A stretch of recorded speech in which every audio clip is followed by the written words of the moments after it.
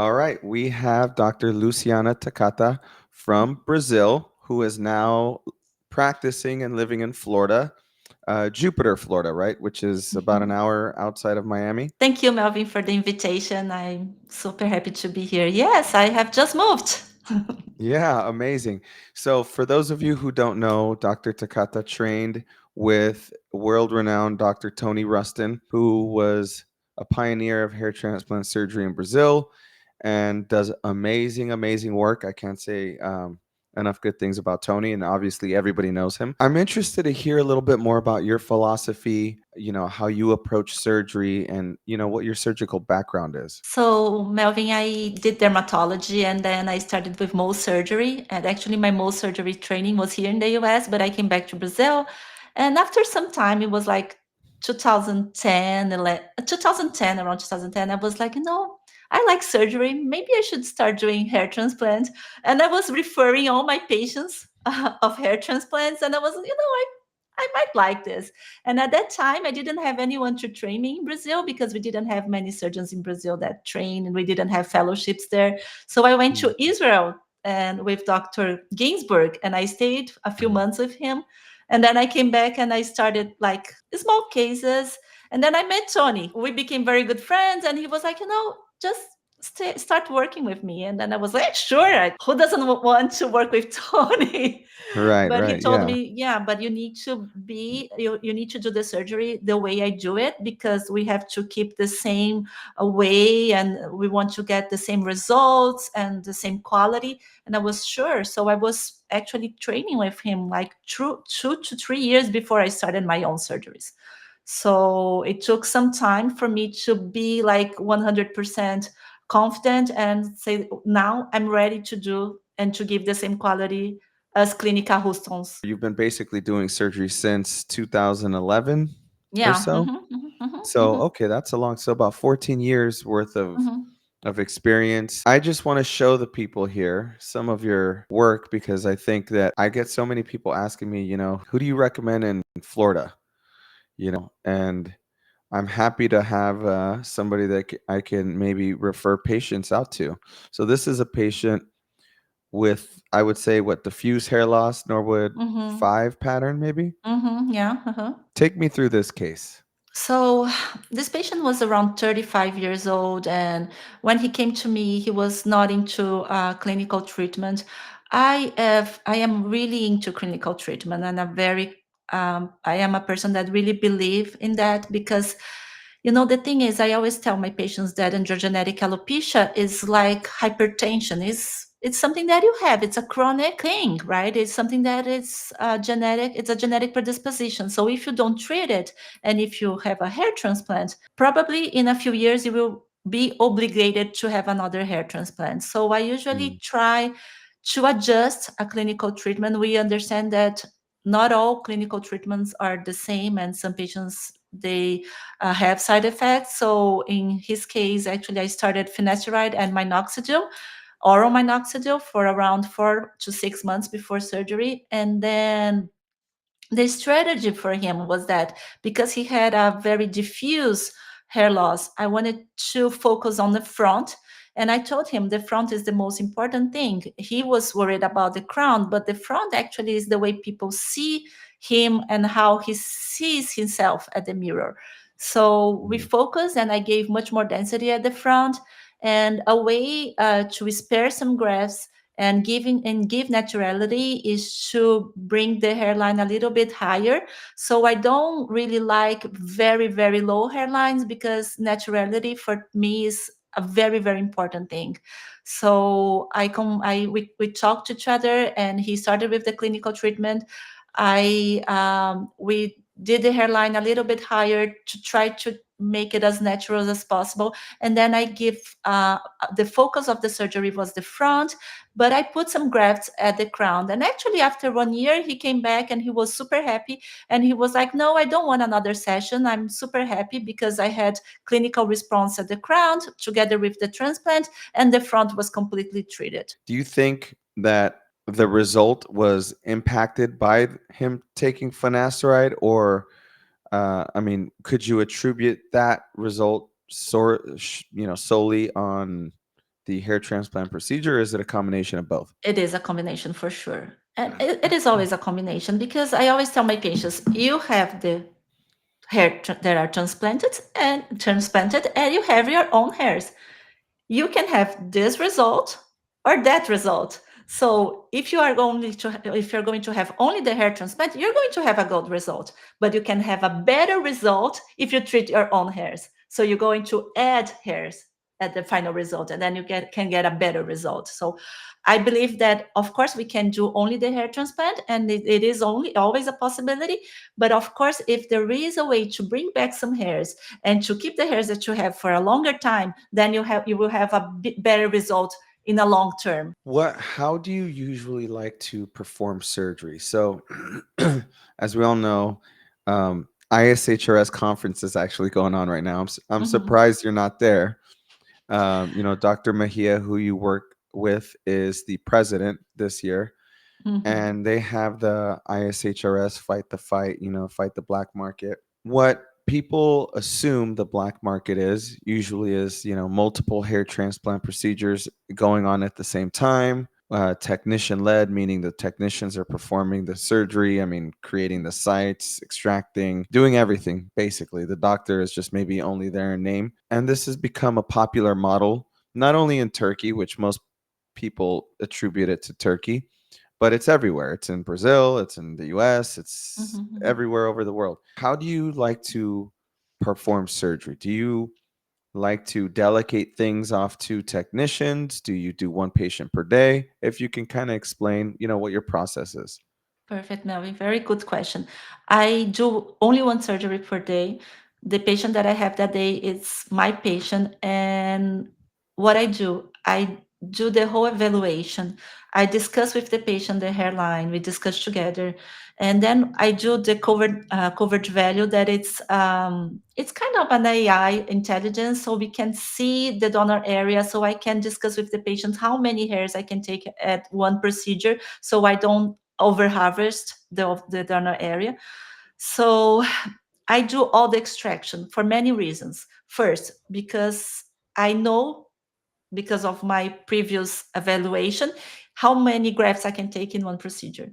Two, because of my previous evaluation, I understand where I can be more aggressive and less aggressive with the extraction. So I don't over harvest any area particularly, and I don't give that over harvesting problem that is kind of a visualization of the scalp, of the donor scalp.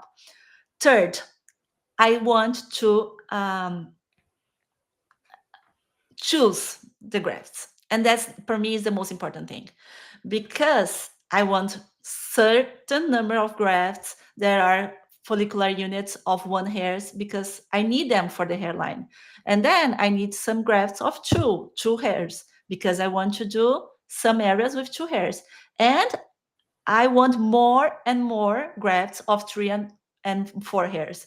So I choose the grafts that I want, and that's something that I cannot delegate. I have to look after the grafts that I want, and I have to count how many grafts I have of each one, and I try to do the extraction in a conscious way, not to over harvest the donor area. So I do all the harvesting.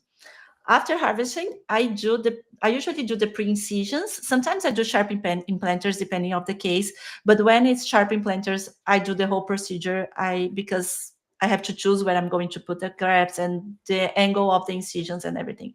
If I'm not doing sharp implanters, if I'm doing pre-incisions, I do it all by myself, because it's really important for me to know that I'm giving the right drawing and the right direction of the grafts and the right density for each area that I have already discussed with the patient.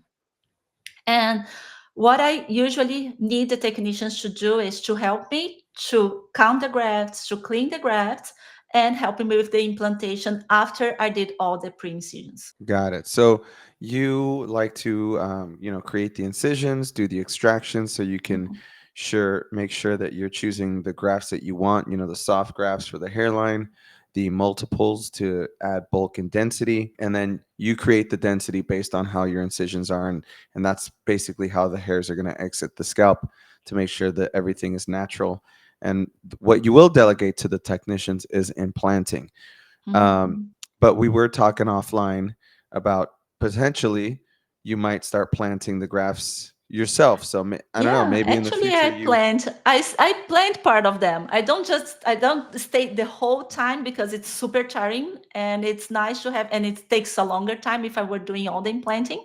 So that's why it's good to have a team at this part. But it's something that I can have them their help. But I do all the rest, probably mostly the rest. Yeah, that's great. So, um, when someone comes to you, how do you discuss the plan for their hairline? So, a big kind of a criticism that a lot of patients have had is that they'll go to a doctor and the doctor will say, "Yeah, let's draw this hairline. We'll do about 2,000 grafts, and then all right, see ya," and then off to the OR with no discussion, no real planning, and it seems very forced and rushed.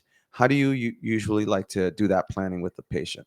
So I am, I can say that I am very like Dr. Houston. So I do exactly the same way he does. So what I usually do when at first consultation, I must see the donor area because I have to see the savings hairs that the patient has before I decide for the hairline.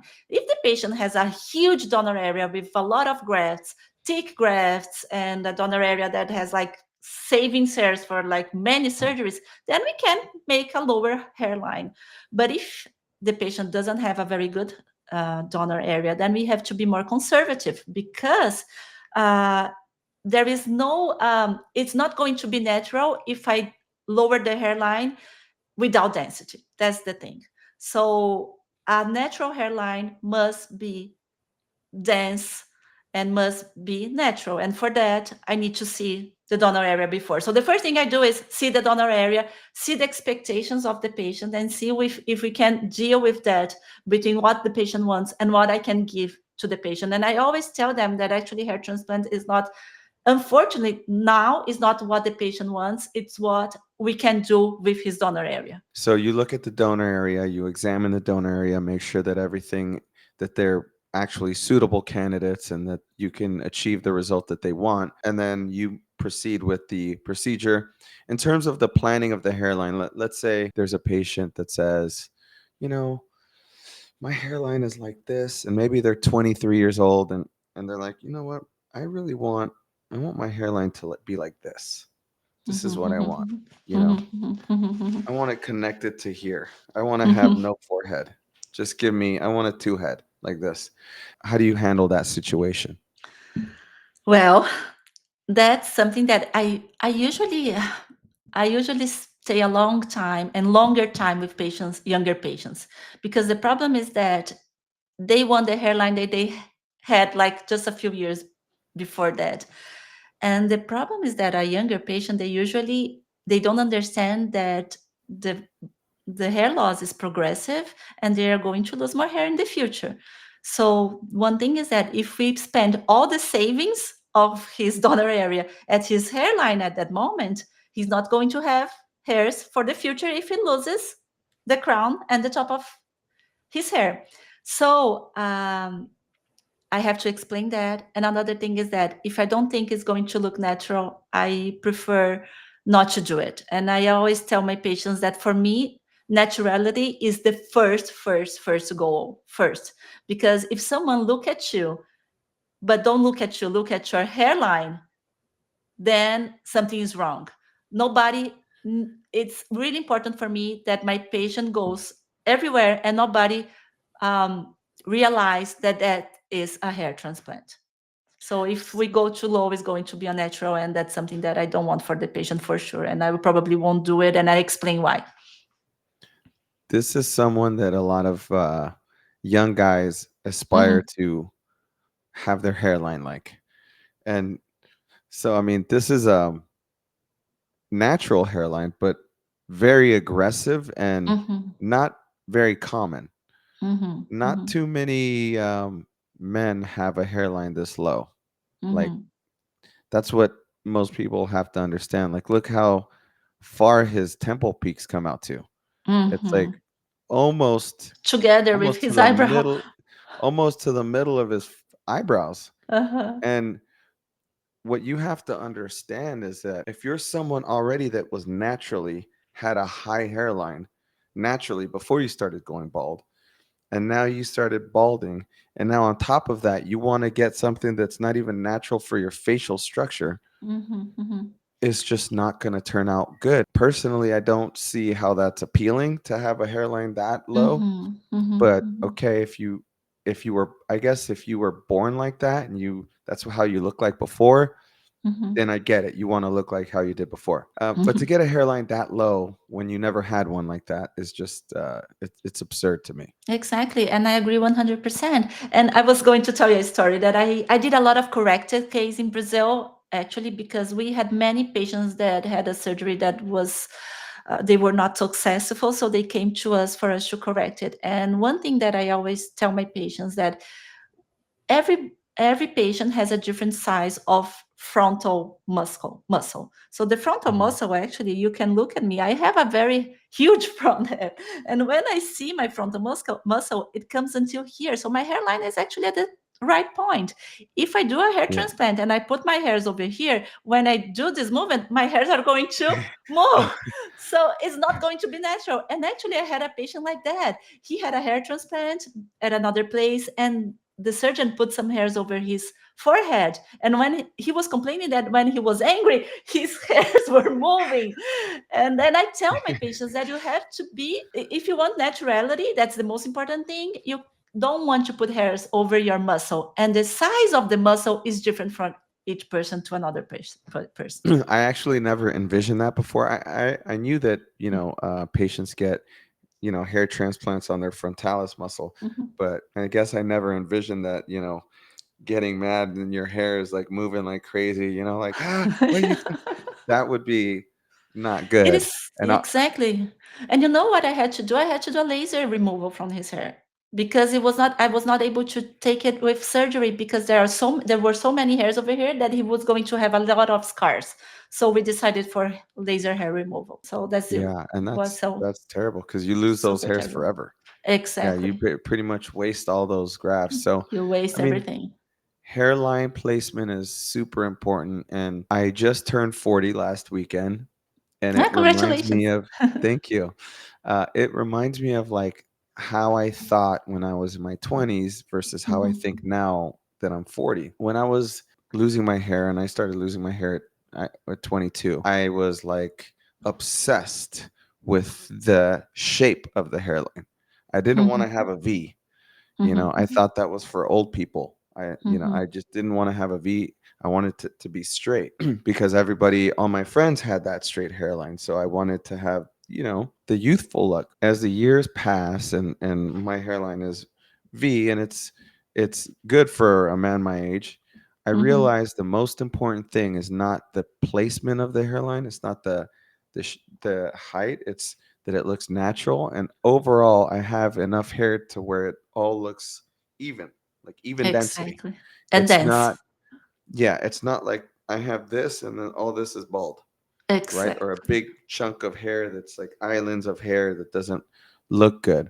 That Exactly that. is what you have to think about. And I remember distinctly a lot of young men would tell me, they'd be 21 and I'd say, well, think about the future. What about when you turn 40? I'm not going to care what I look like when I'm 40. I'll be married. I'm not going to care. I'm Of 40 years. I care course. a lot. I Of care a lot course. of how Yeah. what my hair looks like. I mean, I'm not the young man that I once was, but I'm not an old man either. I don't feel like that. So you're definitely going to care what you look like when you're 40, and you have to plan for the future. And I think it's very important for doctors to also take that into consideration. Like, all right, even though you want this, I can take your money and give you what you're asking for. And then when you come back in 10 years and say, why did you do this? I can say, well, that's what you wanted. Or I could say, you know what? I'm not going to take it. I'm going to decline you. And just, it's not the ethical thing to do. So I respect when Mhm. doctors do that. I agree 100%. Let's take a look at another result. I'd like you to walk me through this one. This was kind of an interesting one because it looks like it's more of a difficult one because there's Mhm. a lot of diffuse a lot of diffuse Yes. hair loss. This Um, patient, he's so nice. I like him so much. So what happens is that this patient is quite young. He is like, I think around 25. years old, but he was super bullied because of his hair, and he was like super sad about that. So actually he had a good donor area, and he was super into taking the medication, because he was like, I don't want to lose more hair. So he was taking the medication for, I think, 6 months before the surgery. So what I did, I focused on the front, but I still, one session, I tried to give density at the top and the crown too. And of course, with the clinical treatment, he had like a result of adding the transplants with the result of the clinical medication, and he was super happy actually. And I told him, he was young, so I told him that I was not going to go too low with his hairline, and he completely understood. And because I told him that we were not going to be, if he uh, had if he lose more of his hair in the future, I would not be able to fulfill everything. So I told him that it would be more safe and natural if we kept his hairline the way it was before, just before the surgery. Yeah, I mean that's an excellent result. I think it is beneficial when a patient does have curly hair like that, really bushy curly hair.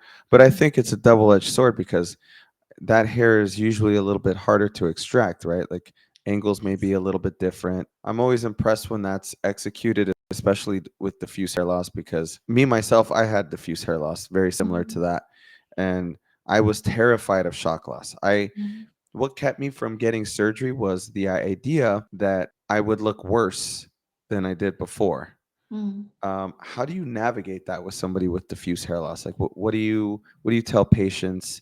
Have have you found that there's a way to minimize shock loss? Clinical treatment is something that I usually suggest, because there are many studies that show that if you take minoxidil, usually oral minoxidil before surgery, you have less shock loss, and that's one thing. But I always, mostly for women actually, that I see more shock loss than men.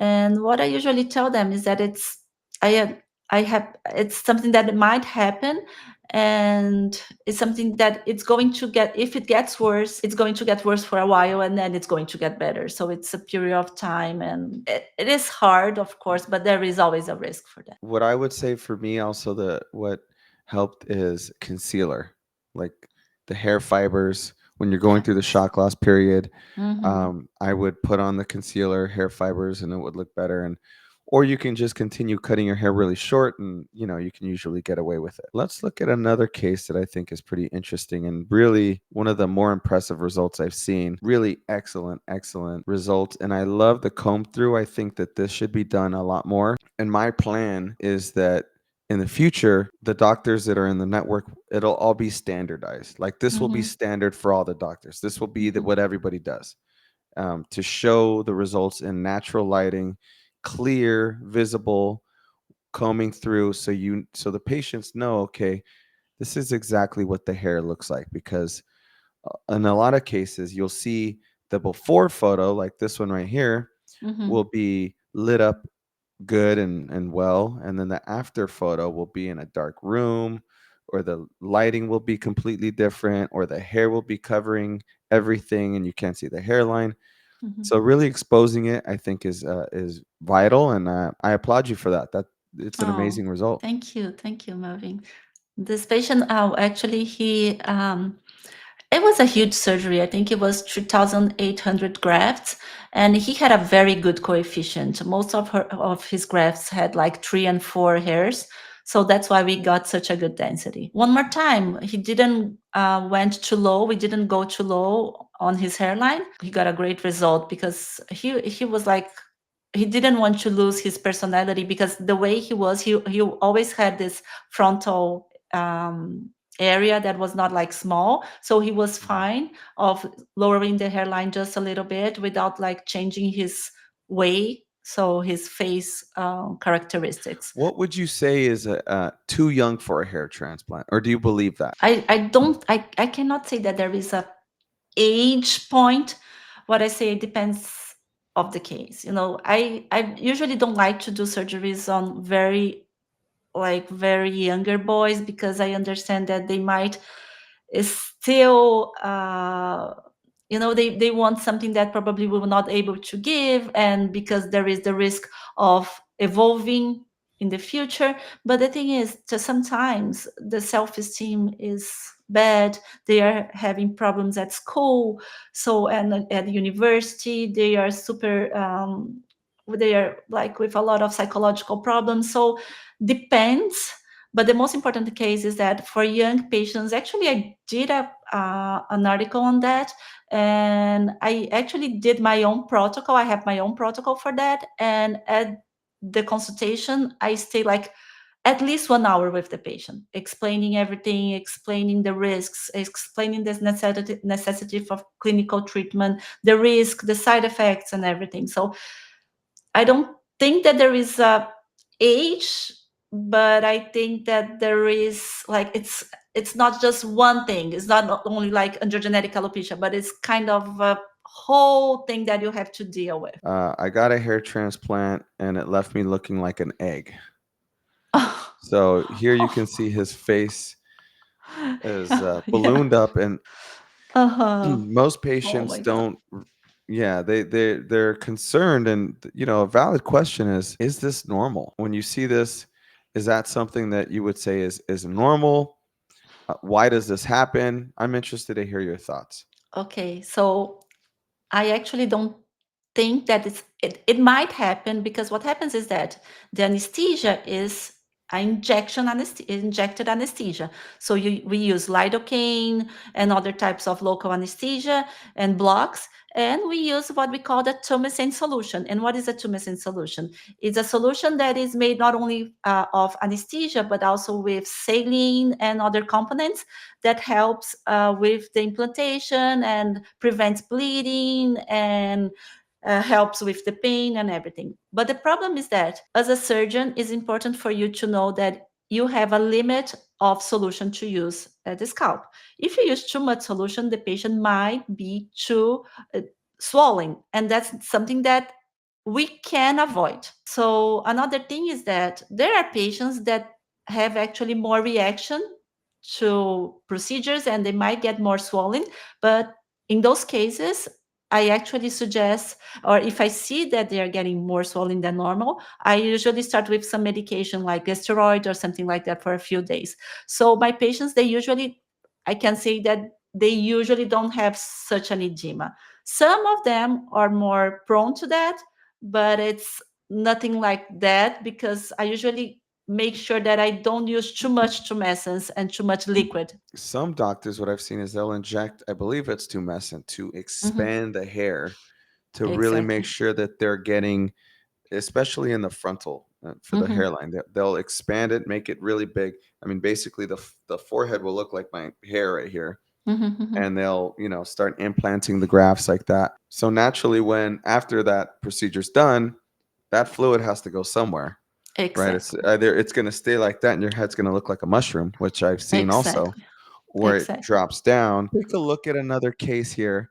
Um, and I don't know the specifics of this, but this is a pretty impressive case. So if you can talk me through this case, whether or not this patient was on Uh-huh. finasteride and Dill, how many Hmm. grams this was, and just kind of talk me through it.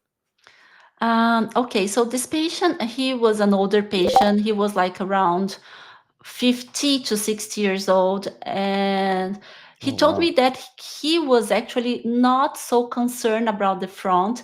What was bothering him most was the crown. And he wanted to do just one session. So I told him, okay, I can treat the crown, but the only thing is that I'm not going to give a lot of density at the front, minimal density. So we calculated how much density we would be able to do there, like probably around 30 to 40 grafts per centimeter square, because of the thickness of his hairs. So I was not super aggressive in his hairline, and I told him that I would be super conservative with a high hairline so I can have more grafts for the crown. So the surgery was around 2,800 grafts. And actually, he had a good donor area with a lot of grafts with 3 and 4 hairs. And that's why we got a good result. But I spent a lot of grafts of 3 and 4s at his crown. So, and he was into clinical treatment. Yeah, he was with finasteride and minoxidil. Wow, he looks honestly younger than what I would have expected. No. At in his 50s and 60s. Mhm. Amazing result, very impressive. I guess this is one of those cases that are maybe more aggressive in your from what I've seen from you. Mhm. And I wanted to show the audience another one, which let me see if this is one that we can show. Okay, here we go. This is a really, really impressive result. And take me through this one. That's the after, but this is the before. So just take a look at that. Wow. He had an Wow. amazing donor area. I always tell my patients, donor area is just the most important thing. If you have like a great, amazing donor area with a lot of grafts that has like many hairs, then we can like just travel around it and take as much grafts as we want. Because the problem is that I don't want to create a problem. So that's why we don't want to extract too much hairs at one procedure, because we don't want to over harvest. But because he had a huge and great donor area, I think his surgery was more than 4,000 grafts. And most of his grafts were of 3 and 4s. So, and he didn't want to lower his hairline too much. So I was able to give a lot of density at the whole area, actually. He was into clinical treatment only with finasteride, but this result is only 6 months. It's not the final result. It's 6 months after the surgery. And he was super happy, super Wow. happy. After 6 months, did it improve after that? Actually, he is from Brazil, and now we are going to have 1 year from his surgery. Then I need to call him and ask him to send me the pictures.